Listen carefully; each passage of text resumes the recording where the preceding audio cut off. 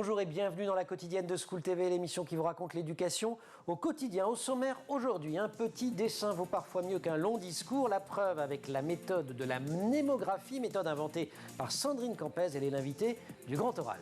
L'anti-sèche des Maguessel. L'anti-sèche, vous le savez, c'est la manière dont l'actualité résonne dans les programmes.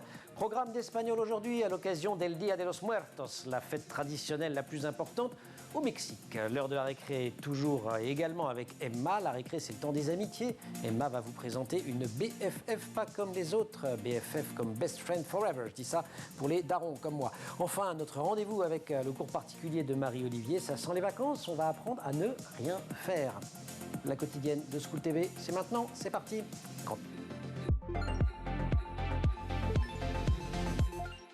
On en a tous fait l'expérience, certains souvenirs nous reviennent plus facilement en appelant des images à notre mémoire. Notre invité du jour, on a fait une méthode qu'elle a baptisée la mnémographie. Grâce à elle, les enfants, et c'est vrai pas seulement pour les enfants, retiennent plus facilement des noms de villes, des grandes dates de l'histoire, l'orthographe de certains mots, des légendes mythologiques, bref, plein de choses. Et puis au passage, ils apprennent également des informations, de la culture sur tous les sujets, et cela grâce à une collection des éditions Le Robert baptisée Un petit dessin. J'en montre quelques-uns. Un petit dessin pour voyager autour du monde, un petit dessin vaut mieux qu'une grande leçon, ou encore un petit dessin pour connaître des grands personnages. Sandrine, bonjour. Bonjour. Invitée Sandrine Campès de ce grand oral. Alors, mnémographie, définition. On a mnémos et grapheine. Bravo. Ouais, j'ai révisé en même temps. Hein. Mnémo, ça vient du grec mnémé, qui veut dire mémoire. D'ailleurs, on le retrouve dans amnésie, par exemple. Et dans graphie, mnémotechnique. Ou mnémotechnique, tout à fait. Et graphie, ici, c'est l'image. Donc, littéralement, la mnémographie, c'est la mémorisation par l'image. Et ça s'appuie sur les neurosciences. Tout à fait. J'ai l'un de mes ouvrages qui a été d'ailleurs préfacé par une docteure en neurosciences qui explique que visualiser mentalement une information augmente sa rétention, sa mémorisation. Comment vous êtes venu à... Enfin, comment vous avez eu l'idée ? Alors, tout a commencé par l'orthographe. Je me suis rendu compte que c'était difficile de mémoriser l'orthographe d'un mot simplement en le lisant, en l'apprenant. Pour les enfants comme pour les adultes d'ailleurs. Et comme j'ai toujours eu une approche assez ludique de l'apprentissage, à titre personnel, hein, peut-être qu'on en parlera, j'ai développé donc cette méthode pour que, en fait, on sorte du cadre très scolaire, très écriture, et qu'on parle à notre cerveau droit finalement, l'intuition, la créativité, l'imagination. Et ça aide, ça fonctionne parce que ça aide vraiment à retenir toute plein d'informations, comme vous disiez, l'orthographe des mots, les dates de l'histoire de France, les noms de grands personnages, de divinités de la mythologie, etc., etc. Comment vous y êtes venu enfin là, vous venez de dire que vous avez une passion pour l'enseignement ou la transmission. Vous avez dit on en parlera peut-être plus tard. Mais dites-nous tout de suite comment c'est. Personnel, parce que quand j'étais par exemple au lycée, j'aimais pas du tout les maths. Et je voulais quand même avoir des bonnes notes, donc je me souviens... Ah oui, ça, ils font ça avec moi. Parce que j'aimais pas, mais je me suis dit, c'est pas grave, on va faire l'impasse. Donc il fallait que je travaille, c'était pas inné, je veux dire. Ouais. Et je sais que c'est tout bête, mais quand je quittais le lycée, devant mes copines, je leur disais, je vais m'amuser à faire des maths. Elles me regardaient, elles me disaient, mais comment ça, tu vas t'amuser ? Et le simple fait de Sandrine, le dire... elle est fada, je dis pas elle est fada comme ça, vous êtes marseillaise. C'est ça, elle me dit, elle est fadade. Elle me dit, ah, elle vous le disait en plus. Ah oui, oui. D'accord. Et oui, parce que j'allais m'amuser, c'était une façon d'être dans un état d'esprit, en fait, et de jamais prendre l'apprentissage comme une contrainte, toujours comme un terrain de jeu, en fait. Puis quand j'étais plus petite, je faisais la classe à mes peluches, je leur donnais des exercices à faire dans leur cahier. Enfin voilà, il y avait tout un truc que j'ai développé autour de ça, donc c'est assez logique que je me retrouve plusieurs années plus tard à faire ces ouvrages, en fait. Mais pourquoi vous n'êtes pas devenu prof ? Vous avez fait Sciences Po, je crois, c'est ça, oui, comme étude, Sciences entre autres, Po, non ? Aix, oui. Ouais, voilà. À la Sorbonne aussi. Voilà. Oui, j'aurais pu. Mais finalement, je suis très bien comme ça, à faire des livres pour les enfants. Je les rencontre, parfois je vais dans les écoles. Ouais. Donc j'ai quand même ce contact avec eux. 2021, pour la première fois, vous appliquez cette méthode à d'autres sujets que la langue française. Ah oui, non, quand même, je veux bien qu'on reste sur la langue française quand même. Alors, j'ai pas d'exemple ici sous les yeux. Mais l'idée, effectivement, sur des mots un petit peu compliqués à écrire, c'est de souligner la difficulté ou de souligner l'exception dans le mot avec une image. Alors, par exemple, donc oui, effectivement, c'est ça. L'idée, c'est que dans un mot, on va remplacer la lettre, là où les lettres difficiles, par un objet, un personnage, un symbole, un animal, en lien avec le mot. C'est important que ce soit en lien, évidemment. Vous avez un exemple qui vous vient ou pas ? Ça fonctionne par association d'idées. Oui, par exemple, parallèle. On ne sait jamais trop s'il faut mettre un R, où sont les deux ailes ? Alors déjà, bon, il n'y a qu'un R. Ça, d'accord. Et pour retenir les deux ailes, pour skier, il faut deux skis, on est d'accord. Et oui, et puis il faut skier en parallèle. Bien parallèle. Et oui. Donc on imagine, là on n'a pas le dessin sous les yeux, mais voilà. Moi je fais pas de ski du tout. Après je fais des fautes d'orthographe. Donc les deux skis qui remplacent les deux ailes, on se souvient que parallèle prend... Papam. Voilà, et il y a plein d'autres exemples. Donc ça, c'est la mnémographie autour de la langue française. Et depuis 2021, vous l'appliquez à d'autres sujets, ceux que j'ai montrés tout à l'heure, l'histoire de France, version enfant et adulte d'ailleurs, je crois. Oui, l'histoire de France a été déclinée en version enfant et adulte. Pour donner un autre exemple qui va, je pense qu'on peut imaginer assez facilement, 1944, l'année du débarquement, eh bien les 2-4 forment 2 parachutes auxquels j'avais suspendu des petits parachutistes, donc les Alliés qui débarquent sur les plages de Normandie. Comme ça, on se souvient que 44, c'est les parachutes, c'est le débarquement. Génial. Mais je croyais que tout le monde avait une mémoire différente. Il y avait des gens qui avaient une mémoire visuelle, la mémoire kinesthésique, la mémoire... auditive, oui. Ouais, Alors, il y a différents types de mémoire, mais quand même, on est globalement tous assez visuels. Quand même très visuel. Donc ça parle quand même à pas mal de personnes. Oui. Un petit dessin, c'est une collection des éditions Le Robert signée Sandrine Campès, déjà paru. Un petit dessin pour parler comme les grands, un petit dessin pour ne plus prendre un dromadaire pour un chameau. On va continuer à en parler avec vous, Sandrine, mais ce sera juste après l'anti-sèche. Emma avec 2 M, Gessel avec 2 S.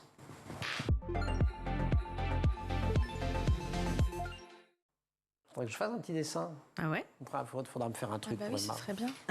Vous nous avez parlé d'Halloween lundi. D'ailleurs, il y a des restes. Bah oui, il y a des restes. Vous avez vu ça? Vous voulez un petit peu à mon bec? Plus tard, peut-être? Plus tard, après. Ouais. Vous avez raison, parce qu'en fait, c'est un... Ouais, voilà, c'est un piège. Tous les dragibus. On est le 2 novembre et cette fois, c'est au Mexique que vous nous entraînez pour El Día de los Muertos. Vous le dites trop bien. J'ai remarqué déjà dans le sommaire. Oui. Alors oui, Je suis beaucoup entraîné. on a tendance à confondre... Et d'ailleurs, regardez, il est là. Il y est. Page 92, ouais, vous j'ai allez voir. vérifié, ouais. Vous l'avez utilisé. Pardon, je vous coupe, Emma, mais Non, regardez. mais allez-y, bien sûr. Parce que ça prouve que ça me permet de donner un exemple absolument concret et immédiat. Et que voici. Et pour présenter le Mexique, là, on a donc le masque. Le masque, ah oui.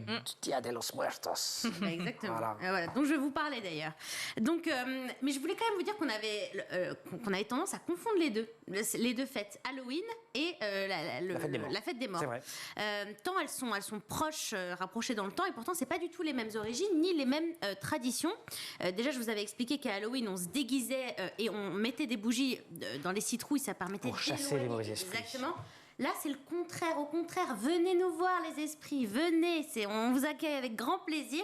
C'est une célébration et une manière totalement différente de voir la mort. C'est une fête qui permet de manifester son amour et son respect pour les morts. Et tout cela se fait dans la joie, la bonne humeur et de préférence avec les costumes les plus extravagants qui soient. Regardez. Desfile del Día de los Muertos en CDMX.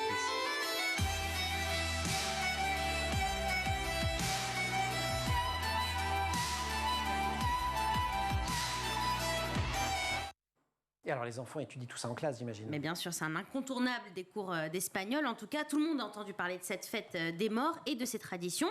Il y en a beaucoup, vous allez voir. C'est tellement une institution, cette fête, que depuis 2003, cette journée est classée par l'UNESCO dans la liste du patrimoine culturel immatériel de l'humanité. Et pour cause, quand même, parce que ça fait plus de 3000 ans qu'on la célèbre. Elle nous vient des Aztèques. Et oui, cette célébration des morts sans aucune connotation triste ou négative, ça vient de là parce que les Aztèques croyaient que la mort n'était qu'une étape, en fait, avant une autre vie. Alors chez eux, c'était très codifié. On célébrait cette fête des morts pendant le 9e mois du calendrier aztèque qui tombait en août. Et donc pourquoi en novembre aujourd'hui? Parce qu'avec l'arrivée des Espagnols sur le continent américain et la diffusion des traditions européennes chrétiennes, les coutumes changent, à commencer par la date. Désormais, la fête des morts est quasiment alignée à la fête chrétienne de la Toussaint. Ok, donc, ouais, d'accord, je comprends. Mais alors on change les dates, les codes en revanche, eux, restent les mêmes, et des traditions très importantes pour les Mexicains et les Mexicaines ce jour-là. Oui, ce jour-là, on a l'habitude de faire des offrandes pour les morts. Des autels sont installés autour des tombes. Il faut accueillir les morts comme il se doit. Donc les Mexicains estiment qu'ils font un long voyage, les morts, pour revenir sur Terre ce jour-là. Donc ils doivent avoir un petit peu faim quand même pendant leur voyage. Donc on leur laisse de l'eau et de la nourriture. Il y a même des familles qui refont le plat préféré du défunt. Alors, il y a quelques mets un peu typiques, comme le pain des morts. C'est un pain sucré avec des graines d'anis par-dessus, ou encore le pulque. C'est une boisson fermentée sucrée. Alors, encore une fois, tout ça n'est pas triste. Donc, à chaque fois, c'est super coloré. Il y a des fleurs partout, des photos, des cierges ou encore des têtes de mort. Et oui, c'est ça, on l'a vu dans la vidéo, cette fameuse tête de mort qui est un des symboles principaux de la fête. C'est celui qu'on retrouve d'ailleurs Exactement. dans le livre. Ça s'appelle la cabalera en espagnol. Ah, Et en fait, claro que tête de mort, voilà, c'est le seul mot que je connais en espagnol, je crois maintenant. C'est moi aussi. Tête de mort inventée par l'illustrateur et caricaturiste José Posada, qui à l'origine représentait un squelette d'une dame de la haute société avec une belle robe et vêtue d'un chapeau. Il a créé ce personnage en 1912 et depuis c'est devenu un des symboles les plus importants de cette fête des morts. Et aujourd'hui, on l'appelle Cavalera Catrina parce que le peintre Diego Rivera, qui était l'époux de Frida Kahlo, a repris cette tête de mort pour la faire apparaître sur une de ses toiles. Il a appelé ce personnage Catrina et c'est pour ça qu'aujourd'hui, on l'appelle comme ça. Formidable. Mais voilà. Merci beaucoup, muchas gracias. De nada. Ah ouais, elle parle Et couramment. il y a le superbe dessin animé Coco qui Il y a Coco qui parle montre de tout ça. ça. Il est superbe, ce dessin animé de Pixar, je crois. Et vous avez une papagena en squelette et tête de mort aussi dans La Flûte enchantée en ce moment de Robert Carsen à l'Opéra de Paris. Mais on en sait des choses. Mais oui. C'est vrai, j'adore. C'est vrai en plus. vrai en plus. Non, mais c'est vrai, il dit pas que des trucs. Mais j'avais complètement. oublié, alors Mais que ouais, oui. absolument. Il y a une petite citation. Suite du grand oral, Sandrine Campez.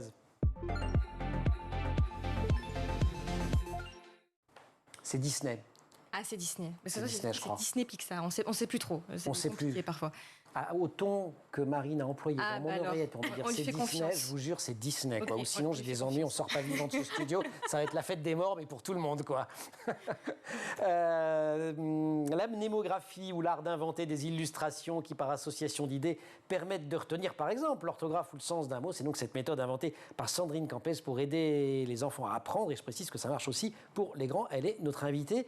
Cette passion pour les mots, alors vous nous disiez qu'au début, vous, ça vous est venu au fond plutôt d'une passion de l'apprentissage, de lire, il faut apprendre de manière ludique, mais vous avez un intérêt particulier pour les mots. Oui, je les ai toujours aimés. Même quand j'étais petite, je les notais dans un carnet. J'écrivais des histoires. C'est sûr que ça vient de l'enfance, évidemment. Et puis, il y a presque 10 ans, j'ai créé un blog. En fait, tout est parti de là. J'ai créé un blog où je m'amusais à écrire des petits billets d'humeur sur les mots. amusant. Qui s'appelait La Plume à poil. Voilà. Tout à fait. Et dès que je voyais un slogan publicitaire où il y avait une figure de style, par exemple, ou enfin plein de choses comme ça. Notamment le latin dans les campagnes publicitaires. Bravo, je vois que vous êtes bien renseigné. Le Tout à garçon fait. révise. Donc c'est une curiosité, une appel. Et puis surtout, les mots, c'est infini. C'est-à-dire qu'on ne pourra jamais. Enfin, si je partais sur une île déserte, je prendrais un dictionnaire historique de la langue française, je Quand pense, même. avec toutes les étymologies. C'est tellement infini qu'on apprend. Tous les jours, j'apprends de nouveaux mots. Donc c'est ça qui me plaît. C'est que c'est vraiment toujours cette idée de terrain de jeu insondable, en fait. Moi, ce que j'ai beaucoup aimé, en tout cas dans le livre, alors il y a le côté mnémotechnique, donc on va garder l'exemple de Mexico avec cette tête de mort qui évoque le Dia de los Muertos, mais à chaque fois vous avez également, donc non seulement une petite explication, mais également l'explication du drapeau. Et vous auriez presque pu faire le bouquin autour du drapeau aussi, parce que chaque drapeau raconte À une une histoire. signification, tout à fait. Ouais. Ouais, ouais. Les couleurs ont une signification, les signes qui sont utilisés en ont également une.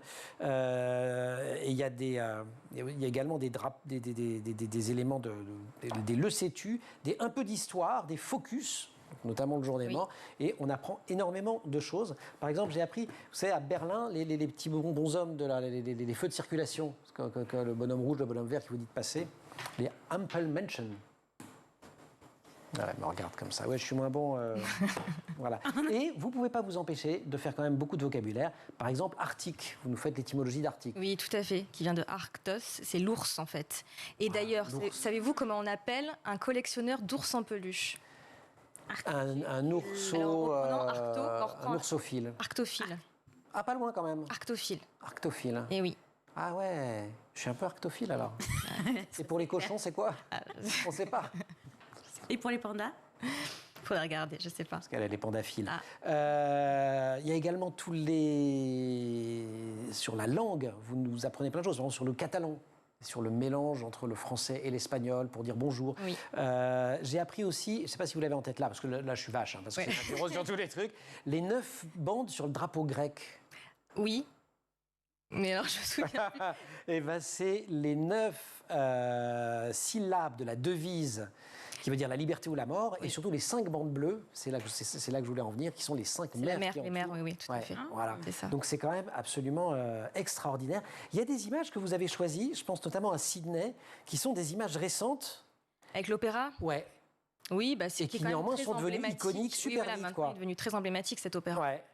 Alors, vous parliez tout à l'heure du vocabulaire. Je trouve ça intéressant aussi parce qu'on parle beaucoup de l'orthographe. On dit qu'il y a une baisse du niveau d'orthographe, etc. Mais on parle plus rarement de l'appauvrissement du vocabulaire. Et il y a un des tomes, que vous n'avez pas là, mais qui s'appelle « Un petit dessin pour parler comme les grands », où là, l'idée, c'est d'illustrer des mots un petit peu plus littéraires, un petit peu plus soutenus, un peu plus rares. Parce que les enfants, finalement, quand ils rencontrent les deux mots, le mot courant et le mot soutenu, eux, ils font pas la différence. Et d'ailleurs, très souvent, on est assez étonné quand un enfant emploie un mot un petit peu littéraire parce qu'il l'aura vu dans de la littérature jeunesse, par exemple. Et un enfant, il va apprendre les mots comme ça sans savoir que ça appartient à un registre un petit peu plus soutenu.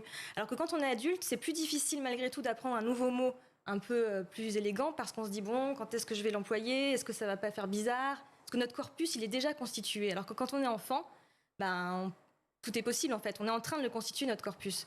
Donc voilà, il y en a un qui existe aussi sur le vocabulaire et on constate qu'il y a quand même un appauvrissement du vocabulaire, effectivement. Il n'y a pas qu'une histoire d'orthographe. Appauvrissement qu'on trouve d'ailleurs dans alors pas dans toute la littérature jeunesse et certainement pas dans celle que Célie Luton, notre libraire et chroniqueuse, propose dans l'émission. Mais malgré tout, on sait que certains grands classiques ont été réécrits. Comme le Club des 5. Voilà. Avec le passé simple qui était supprimé, oui, subjonctif imparfait, oui, c'est vrai. Et une simplification du vocabulaire. Et vous dites que c'est une très mauvaise idée. On sait que ça appauvrit forcément la pensée. On parle beaucoup en ce moment, parfois, les personnes qui peuvent, même les jeunes, les enfants, être un peu agressifs, mais peut-être parce qu'ils n'ont pas tout le vocabulaire à disposition. Et on a la chance d'avoir une langue française qui est tellement riche et magnifique, et on a tellement de nuances entre les mots, autant essayer de les connaître et de les employer. Sa passion depuis l'enfance, vous l'aurez compris, les mots. Sandrine Campès est notre invitée, on la retrouve juste après. La récré, chercher en même temps un synonyme de récré un peu plus soutenu, un peu plus élaboré. La pause, je ne sais pas comment le dire. Alors si c'était une pause après déjeuner, ce serait pause méridienne. Une pause prandiale, on peut dire. Prandiale. Ou post-prandiale. Une pause prandiale. Une pause prandiale. Pause méridiano-prandiale. Et Maguessel, récré.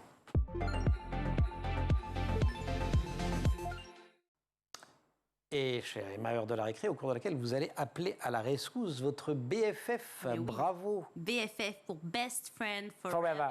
Évidemment. Et mes best friends du jour, elles sont 3. Julie, Chloé et Léla. Et elles sont là pour répondre à toutes les questions que se posent les pré-ados ou les ados grâce à un podcast qui s'appelle SOS BFF et qu'elles décrivent, j'ai adoré, comme étant le podcast du club des copines en détresse. Donc SOS BFF par Juju, 12 ans, et la nouvelle série de podcasts 2000 ans presse, inspirée par le succès du magazine Julie, voilà. Bien sûr, et de son héroïne Juju, un nouveau support qui aide les préadolescentes qui se posent toutes sortes de questions sur la puberté, en chuchotant de précieux conseils à leur oreille. SOS BFF, mais elles sont en détresse de quoi? Mais l'amour, Emmanuel, évidemment, les premiers émois amoureux. Comment lui dire que je l'aime, et conduire gentiment son crush qui désormais ne l'est plus. Et puis c'est quoi ces changements qui se passent en ce moment dans mon corps? Ouais, autant de questions que peuvent se poser les jeunes filles de 9-10 que je me demande ces derniers... C'est pas grave, vous me donnerez la référence de votre podcast. Alors, ce podcast donc, est fait pour elle. Et donc voilà, cette Juju qui a 12 ans, et d'ailleurs qui a malgré les années, a toujours 12 ans. Elle avait 12 ans quand j'étais petite, j'adorais ce magazine. Oui, Julie. Et elle a toujours 12 ans, cette Juju. Elle ne vieillit pas. Oui. On l'écoute où, ce podcast? Alors, sur toutes les plateformes de podcast, il y aura un épisode tous les 15 jours. Le premier est sorti il y a quasiment 2 semaines, justement. Donc, on aura le suivant après-demain. Le premier, c'est donc sur la puberté. Et c'est super bien fait. Parce qu'en réalité, aujourd'hui, il y a plein de moyens, grâce à Internet, de s'informer dessus. Mais là, ce que j'ai aimé dans le premier épisode, c'est que ces 3 copines, qui sont bien sûr en fait adultes, essayent vraiment de se mettre à la place de ces pré-ados. Et c'est pas des réponses toutes faites. Elles se posent des questions et donc dédramatisent totalement ce que pourrait ressentir un ado sans forcément le dire. Par exemple, pourquoi la puberté, ça arrive à mes copines et pas à moi? Parfois, on a un peu honte. Là, voilà, elles se posent elles-mêmes la question. Ça vient, tout va bien. Donc, je trouvais ça très bienveillant, sans tabou. Et en plus, c'est drôle. Donc, foncez. En plus, ce podcast, c'est un peu vous qui le faites aussi. Vous pouvez appeler. Alors, il y a un numéro, le 05 61 76 65 26 pour poser une question. Ou alors vous rendre directement sur le site julimag.com et peut-être qu'elles y répondront, ces 3 copines. Oui, le 05 61 76 65. Oui, c'est pour un ami.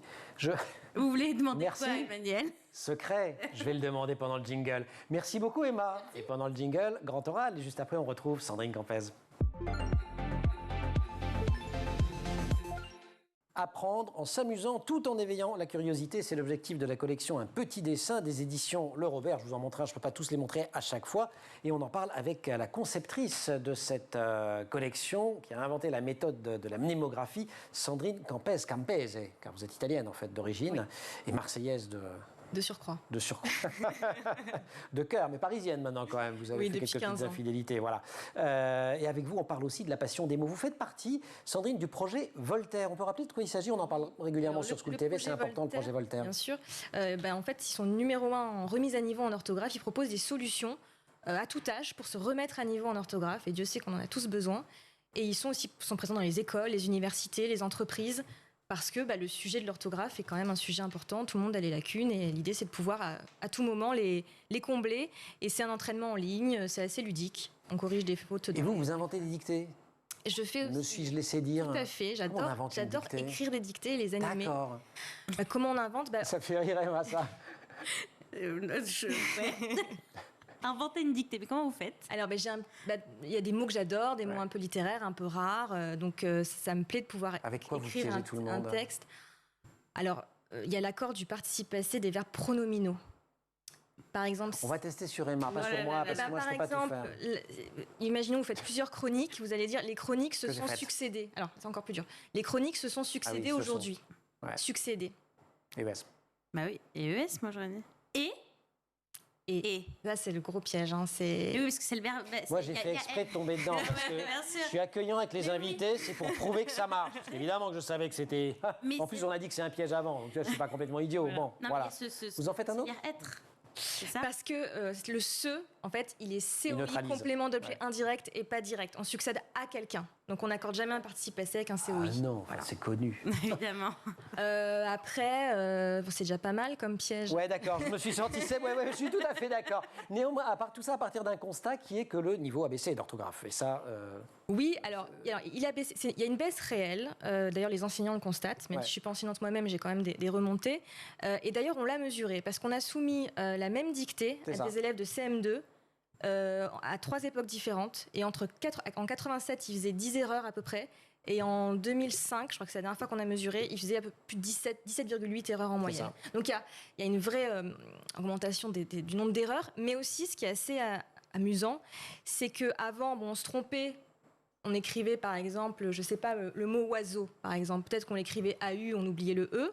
Et maintenant, il y a on invente tout un tas d'autres façons de l'écrire. Un oiseau, Donc, c'est OIZO, non? on peut l'écrire de manière phonétique, par exemple, et on se rend compte que le même mot, enfin les erreurs autour du même mot sont beaucoup plus variées. Beaucoup plus varié. Donc voilà. Ensuite, on le sait, il y a à la fois la baisse réelle, mais aussi les erreurs sont plus apparentes avec les réseaux sociaux. Donc il y a un peu les deux phénomènes qui coexistent. Donc, mais il y a toujours des solutions. Il y a la mnémographie, il y a le projet Voltaire. Enfin, il y a plein de choses. Il n'y a pas d'excuses, pas trop Et est-ce d'excuses que les aujourd'hui pour ne solutions pas ne sont pas de améliorer. simplifier un petit peu l'orthographe? L'idée de simplifier, ce que Ouais. j'en pense. Alors, il y a des moi j'aime bien quand même quand les choses sont logiques. C'est vrai qu'en français, il y a beaucoup d'orthographes qui sont un peu arbitraires en réalité. Nénuphar. Alors nénuphar, ça a fait tout un... On a Ouais, appelé c'est pour ça ça que je vous la demande. guerre du nénuphar. Nénuphar, on s'est rendu compte que le mot ne venait pas du grec, Donc il n'y a aucune qui raison venait d'écrire du PH. persan niluphar, qui n'a que des F en retranscription. Donc c'est vrai qu'on est revenu finalement à l'orthographe correspondant à l'étymologie d'origine. Pourquoi pas? Mais comme on a toujours appris comme ça, comme dans l'esprit des gens, passer d'un PH à un F, c'est simplifié, et qu'on est dans une logique où on pense qu'il y a un nivellement vers le bas, et donc voilà, les gens sont un peu crispés sur ces sujets-là. Moi, je trouve que si l'étymologie, c'est le persan et pas le grec, ok pour conformer l'orthographe à son origine réelle. C'est pareil pour oignon. Ce fameux i qu'on peut enlever, attention, on peut toujours l'écrire avec un i, c'est une lettre diacritique qui sert à mouiller le gne, pour pas qu'on dise ognon. Mais aujourd'hui, c'est vrai qu'elle est superflue, on dit oignon, voilà, on n'en a plus vraiment besoin. Donc pourquoi pas? Je ne suis pas fermée à ces évolutions. Mais vous Moi, pouvez je me mêle toujours- pas des ognons des autres. Mais on peut écrire les deux, c'est ça qui est bien. Ouais, absolument. Voilà. C'est comme sur les liaisons. On peut dire des haricots ou des haricots désormais. Ah bon Non. Toujours pas? Non, Je crois qu'ils avaient autorisé ça. des haricots, non. Le haricot. C'est une fausse information. Sur les liaisons? Oui. D'accord. Attention aux lésions dangereuses. Mazette, c'est la fin des haricots. Je n'aurais pas dû me mêler des oignons de Sandrine. Sandrine, vous restez avec nous. On va accueillir Marie-Olivier pour le cours particulier. Emma, muchas gracias. De nada. Et à bientôt. À bientôt. Super, cours particulier, Marie. Le cours particulier de Marie-Olivier, ce sont toujours des cours très particuliers avec vous. Aujourd'hui, Marie, bonjour. Bonjour Emmanuel. Vous allez nous apprendre à ne rien faire. Exactement, vous avez... Je suis très doué. Vous y arrivez? Ouais. Est-ce que vous y arrivez, vous? Difficilement. C'est pas facile, hein. Moi, j'ai vraiment... c'est un vrai défi pour moi et je trouve que dans notre société, de manière générale, c'est le cas, hein, sur nous, qu'on est en permanence sollicité par les petits engins qu'on a dans nos poches. Ça, c'est vrai, c'est vrai, c'est vrai. Les jeunes encore plus d'ailleurs. Oui, c'est vrai. Aujourd'hui, 46% des adolescents se disent connectés quasiment en permanence, d'après le Pew Research Center. Ils étaient seulement 24% en 2014-2015. Donc c'est une progression fulgurante et on ne va pas se mentir qui est un peu préoccupante aussi. Ouais, et d'autant plus préoccupante que la santé mentale des jeunes n'est pas au beau fixe et qu'on fait le lien entre les deux. C'est vrai, ça a été une préoccupation croissante sur les campus, hein, surtout pendant la pandémie. Aux États-Unis, plus de 60% des étudiants à l'université avaient au moins un souci de santé mentale en 2020-2021. Ils étaient seulement 50% en 2013. Alors comment on explique cette augmentation? De multiples facteurs sont à prendre en compte, hein, comme l'instabilité du monde dans lequel ils évoluent. Je vous rappelle que 3/4 des jeunes de 10 pays du monde trouvent le futur effrayant, selon une étude du Lancet, principalement à cause de la menace climatique, mais aussi de la guerre, de la pression pour avoir des bonnes notes ou pour trouver un travail après les études. L'hyperconnexion n'aide pas toujours à relativiser et à prendre du recul d'ailleurs. Et donc c'est pour ça que des enseignants de l'université Lawrence dans le Wisconsin, on est toujours aux États-Unis, ont mis en place un cours assez original. Ouais, un cours pour apprendre à ne rien faire, hein, vous le disiez. Il fait partie depuis la rentrée du cursus de l'école des arts libres, Liberal Arts. Et figurez-vous que c'est l'enseignement où il y a le plus d'inscrits dans le cursus, 52 étudiants. Extraordinaire. Quel succès, comment vous expliquez ça? On parlait des causes du stress chez les jeunes. Eh bien, ce cours montre qu'ils savent qu'ils sont stressés, c'est déjà ça, hein, sursollicités, hyperconnectés, et que cela leur ferait du bien de ralentir. Ils recherchent donc à la fois à débrancher et aussi à se défaire du stress ambiant. Ce qui, au passage, devait plaire à leurs enseignants aussi, non? Oui, c'est vrai. Bon, c'est assez bizarre quand même, hein. Ça a été reçu de manière assez mitigée dans la communauté enseignante au début. C'est le docteur Cassor qui en a eu l'idée avec des collègues. Et certaines personnes lui ont dit, par exemple sur Twitter, que c'était assez scandaleux de donner ce genre de cours. Mais globalement, ça a bien fait réagir puisqu'elle a fait un tweet, cette docteur Cassor, où elle expliquait qu'en fait, son cours avait le plus d'inscrits dans le cursus. Et en fait, il a été viral. Il a suscité 8000 retweets et des tonnes de réactions. Ensuite, elle explique en fait que cette inscription en masse n'est pas à prendre à la légère. Et que ça raconte quelque chose sur ce qu'attendent les jeunes aujourd'hui. Bon, et alors le cours fonctionne? Ils réussissent à relever le défi de ne rien faire pendant le cours, les étudiants? Alors c'est sûr que c'est un gros challenge, hein. Comme dit Jenny Odell dans son livre « Comment ne rien faire, résister à l'économie de l'attention » en 2019, rien n'est plus difficile à faire que rien. Il faut méditer là-dessus, hein. Mais ne rien faire, c'est surtout une compétence à développer. Ne rien faire, ça s'apprend. Et en fait, c'est ce que ce cours essaie de leur instruire, non en tant qu'étudiants qui doivent être productifs ou avoir des bonnes notes, mais vraiment en tant qu'êtres humains, tout simplement. On leur laisse la place d'être eux-mêmes, mentalement, physiquement et aussi émotionnellement. Ok, mais ils déroulent comment le cours? En réalité, ne faites rien, c'est asseyez-vous. Non, voilà. Sandrine, ne bougez pas, on ne fait rien. Ça va un peu plus loin. Oui, vous y arrivez très bien. Pendant 1 heure par semaine, c'est difficile quand même. Ce cours, du coup, dure 1 heure par semaine, pas de portable. Mais les étudiants assistent à des interventions de chercheurs, par exemple, sur le sommeil, qui montrent d'ailleurs que les étudiants qui dorment 7 à 8 heures par nuit ont en majorité de meilleures notes. Donc là, on médite sur les nuits passées à réviser ou à faire la fête, hein, au choix, ça dépend. Bon, c'est pas non plus énorme, 7 ou 8 heures. Non, mais c'est... D'accord, c'est pas 3 heures. C'est pas mal, exactement. Ils font de la marche consciente aussi avec des profs de danse, ils font de la méditation, ils font du tai chi. Ils expérimentent aussi, par exemple, de sortir marcher dehors, sans leur portable et sans interaction avec personne. Vous imaginez faire ça, c'est un défi, hein, pour tout le monde aujourd'hui. C'est pas si facile. Pas évident du tout, ça paraît extrêmement difficile. Et alors, ils sont notés pour ça? Non. On n'a rien fait, 20 sur 20. On ne va pas rajouter un stress de notation, hein, c'est pas le but. Ils n'ont juste qu'à venir au cours, donc à être présents. S'ils sont présents tout au long du trimestre, ils vont valider leur crédit. Ce qui compte pour Cassor, c'est vraiment qu'ils soient préparés à évoluer dans le monde.